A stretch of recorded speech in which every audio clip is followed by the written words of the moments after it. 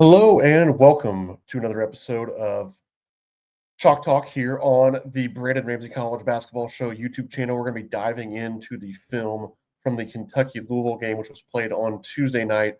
Louisville obviously came away with the victory in that one, 93-85. There's plenty of good, bad, and ugly to dive into. We're going to be doing all of that here on today's episode. Make sure you are subscribed here to the Brandon Ramsey College Basketball Show. We're going to have more and more of these film breakdown videos throughout the season, so make sure you are subscribed.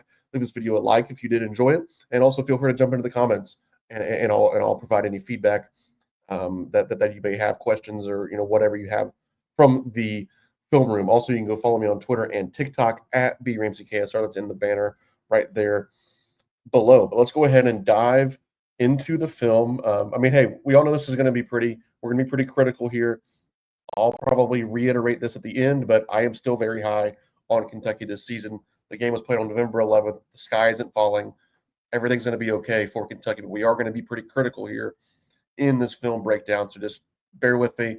I think we'll all learn something from the game. But that's why we do these videos. It's probably a little therapeutic for all of us. But let's go ahead and dive in to the film. We're going to start on the defensive end, then we're going to switch to the offensive end in a little bit. Kentucky came out of the gate and allowed Louisville's three-point shooters to get going from three-point range. And we knew the Cardinals were one of the best three-point shooting teams in college basketball coming into this game. And I just thought that Kentucky could have done a better job mentally of taking these guys away to begin the game. And that just didn't happen. And we're going to talk about it as these clips go along. But there's too many times where Kentucky's caught in no man's land, not really taking anything away. And we talked about this a lot last season, and it was something that I thought Kentucky did really well in the first two games, but maybe it was because the opponents weren't as good.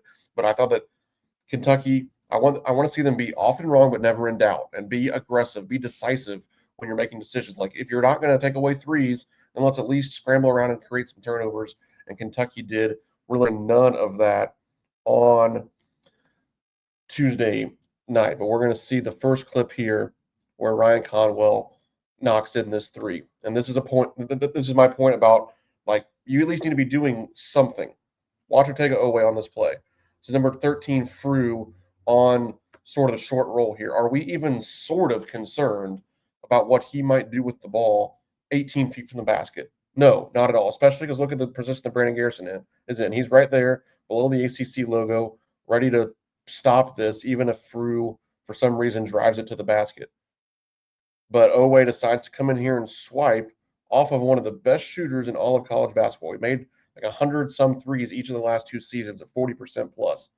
There is no reason to come in here on that short roll off of Conwell, because now Frew, who doesn't really even want the ball here, has a very easy decision to make to throw it to Conwell. And my overwhelming point is, it's like, hey, if we're going to crack down and be aggressive on this, then let's freaking do it. Go get the ball on the steal, or go steal the ball on the pass and make something happen. But he was late, he was sluggish, he was not really doing anything, didn't commit to anything, and gave up a three to Ryan Conwell. Now, just a couple possessions later, Ryan Conwell's already made one. Again, he's one of the best shooters in college basketball. Denzel Aberdeen this time goes under a flare screen. We talk about all the time in pregame, go over the flares when you're guarding a shooter like this. But for whatever reason, Denzel Aberdeen goes under it, which gives obviously more separation between you and one of the best shooters in college basketball. It's an easy shot for him. Now, this was very equal opportunity across Kentucky's team in terms of who was screwing it up defensively early on. But now it's Colin Chandler's turn, guarding Isaac McNeely. You have lost if there is this much space between you and Isaac McNeely. You need to get tight to him at all times. You should be touching him really at all times. And there's just far too much space. Like right now, you are one pass away. Get up there and take him away. But that doesn't happen. He gets caught going underneath. And one of the best shooters in college basketball reins in a three. So we are less than 5 minutes into the game. It's still, after those 3 points, it's only 15-10 Louisville. But we've just handed two of their best shooters a combined 3 threes. And now we're going to see like why these things that we're talking about matters. I always say I don't just make this stuff up. This is why going over matters. Watch Colin Chandler and his urgency on this play compared to the last one. Closes the space a little bit better. Still too much space, but like he realizes it and it freaks him out. So now, look, he goes over. The guy can't shoot it. Ends up throwing a pocket pass to Ali Khalifa. He misses the hoop, and Kentucky rebounds it. Like if you do that, good things will happen. But that just did not happen far too many times to start the game. Just spotted him 9 points from 3-point range. Louisville's going to earn plenty of points because their players are really, really freaking good. Their guards are really dangerous. They were going to earn enough shots. Kentucky didn't need to hand them some of those threes early on. Here's an example of just, again, you're not really taking anything away. You're not did a good job there. Again, going over, taking McNeely away from three. But now they're starting to cut. They're starting to move around. Moreno's in decent position here. You throw it back to Khalifa. We don't care about him catching it there. That's good. Now, look at Otega Oweh here. Now, early in the game, he left on a short roll to number 13 Frew and was just kind of swiping at that, acting like he cared that 13 was going to catch the ball there. But apparently he doesn't care that Ryan Conwell might catch the ball, who's obviously much more dangerous. Again, I actually like that he stayed with number 0 Brown here. But again, if we're going to give up, we give up 40 3-point attempts on Tuesday night. Lucky that Louisville only made 13 of them. But on that first play, you're cracking down in here on a short roll for somebody who isn't dangerous in the gym by himself, but then you don't crack down when it's number 3 Conwell coming in. And those are the decisions and potentially even like the scouting report, things that I don't understand coming out of Tuesday night. Conwell lays it up that time. Now here's an example of Oweh doing too much again. So he did too much early, didn't do anything there, and then now we're back to doing too much. I like when Kentucky switches. Like good things are happening, right? This is number 1 Hadley, I believe, with the ball. If Louisville wanted to turn this game into a quote unquote Hadley on mismatch game, I think we all would have signed up for that. Let's just see how many times he can score. But there's no point in switching if you're then going to be so concerned about Jalen Lowe on a given possession guarding Hadley. Like, yeah, he's getting buried a little bit there, but like, let's see if he's going to finish this 10 times this game with Lowe between him and the basket. Like that's not Hadley's game. It's certainly not Louisville's offensive plan. Let's see if it happens. But now, because Moreno is in at the midline, that I guess makes Otega Oweh feel like he needs to come down. Like, Moreno is protecting the rim. There's no chance that this ball can get to Frew, and you have a 40-something% 3-point shooter in number 14 Woolley out here on the perimeter. Like, what is it about 13 Frew that has Otega Oweh so concerned that he would leave an elite shooter out on the perimeter? This is just such an easy play now for Hadley to Woolley, wide open 3. Like, I have no idea what compelled Otega Oweh to go down there. Now here, this is a often wrong but never in doubt sort of play, and guess what? It works. First off, Brandon Garrison stays in front of Mikel Brown right here as well as anybody did all game. I don't love that Colin Chandler left Isaac McNeely because there was no screen here. Like, again, you don't have to be so obsessed with switching back. And this isn't even a switch back because it's a, obviously BG and Chandler. So there's no screen here. Just let Brandon Garrison move his feet and guard these guys. Like, if I was Brandon Garrison, I'd be looking at everybody else like, hey, I guard these guards just as well as you do. So quit coming to help. But at least now we had a decisive decision. And guess what? It worked. Otega Oweh jumps this passing lane and we go down and we lay it up. Like, again, that was better defensive execution? Was it what I would have talked about in walkthrough? Honestly, no. But it was decisive. And Otega Oweh went and made a decision, and it worked. And that's just another example of why you have to be decisive. Now, in the second half, this is even the more frustrating part. We talked about in the first half, Kentucky gave up those 3 threes to very good shooters by just kind of some mental lapses off the ball. And then you come out of halftime and somehow the same mental lapses were still occurring in the second half, and you spot their shooters 3 more threes to get going in the second half. Very, very disappointing from Kentucky. Good defense here for Louisville. Just going to go ahead and speed it up, but good defense for a while here. You get some switches. Okay, fine. Again, if Louisville wants to spend the whole game throwing it to number 1 Hadley against a quote-unquote mismatch, that's going to work out in Kentucky's favor over time. Like, if he somehow scores 40 points with his back to the basket, then you just tip your cap and say, you know what, Louisville, we weren't going to win the game anyway. Colin Chandler's between him and the basket. He's being physical. Just let it be. Be one-on-one and stay tight over here, especially as the clock gets late. There are 5 seconds on the shot clock. If you're Mo Diabate, you have to tighten up. If you're Ortega Owe, you have to tighten up under 10 seconds, definitely when it gets to 5.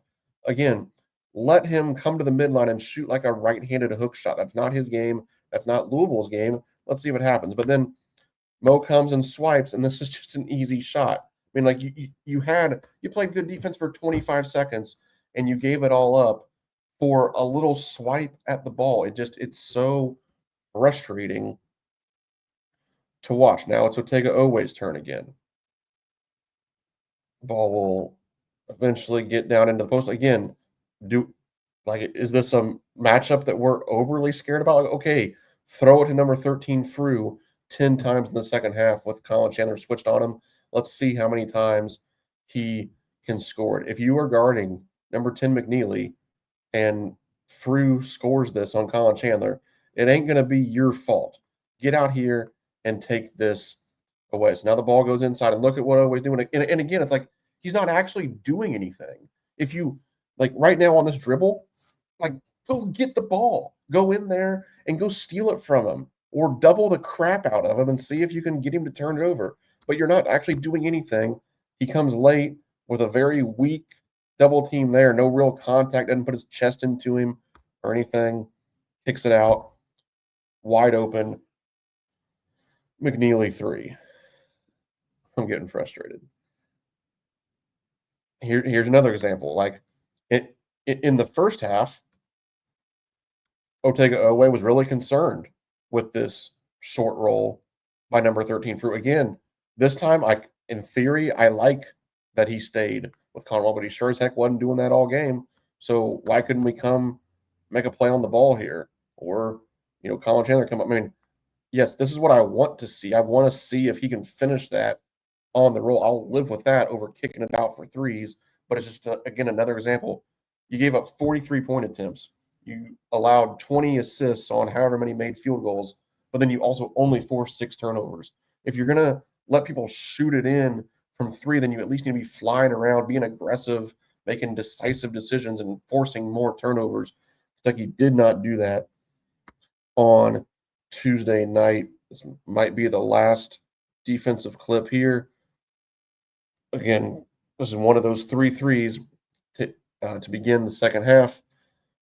Jasper Johnson goes under for no reason.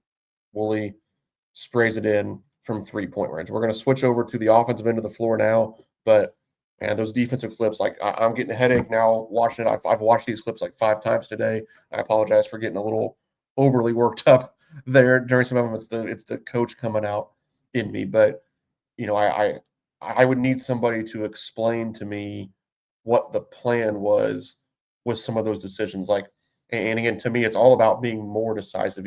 If you want to tell Owe and Chandler and these guys to go tag the short roll, if you're telling them to go dig or double the post, then freaking do it. Go and be aggressive and make something happen. Make them turn it over more than 6 times. But if you're only going to turn them over 6 times, then you sure as heck shouldn't be letting them shoot 40 3-point shots. That's the problem with the defense in this game. Now on the offensive end, Kentucky obviously had some issues kind of flipping the pressure on them. That's what we talked about before the game. So I thought that Kentucky's guards would be able to have opportunities to use Louisville's pressure against them. That happened in spurts, especially in the first half, but seemed to go away as the game went on. Jalen Lowe he changed the game when he came in through that first segment. This is what we needed a heck of a lot more of on Tuesday night. Louisville did a pretty good job on at just not guarding Mo Diabate here, later to be just not guarding Otega Oweh. And what Mo Diabate did a great job of here was filling the space and cutting along the baseline for a dunk. Oweh, we'll show some clips later. He certainly was not doing that and was settling for 3-point shots. Jalen Lowe was able to attack, beat the hedge, coming downhill to his right. Mo Diabate is behind the defense. That's beautiful. That's great execution off of the ball screen. Now compare that to this here. Beats it a little bit, but look at his options. Like, he probably doesn't really trust Brandon Garrison on the short roll here. Plus, it's a little bit covered up because they just don't have to guard Otega Oweh at all. Comes back around.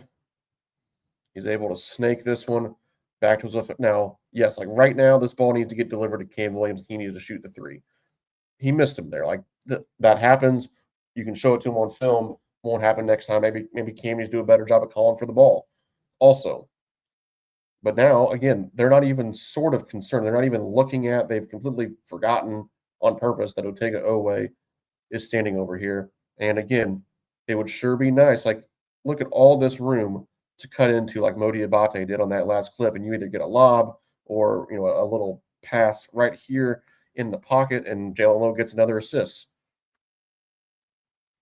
We spent a lot of time talking about how he wasn't very good down the stretch. Well, he didn't get very much help because you have a guy that ends up 1 for 6 from 3-point range that won't cut into a wide open space for a dunk. So I'm not going to blame Jalen Lowe for taking some matters into his own hands at different times down the stretch here when we're doing this.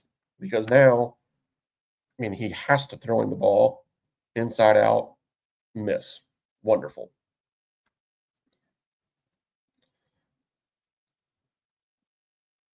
Needed more of this too.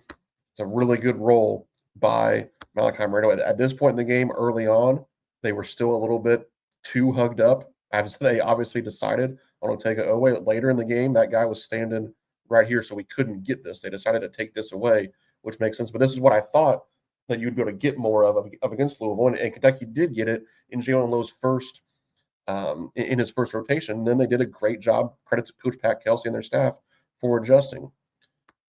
Beats it around the edge there. There's no help here on the backside because this Louisville defender is staying with Oweh. You just throw it up.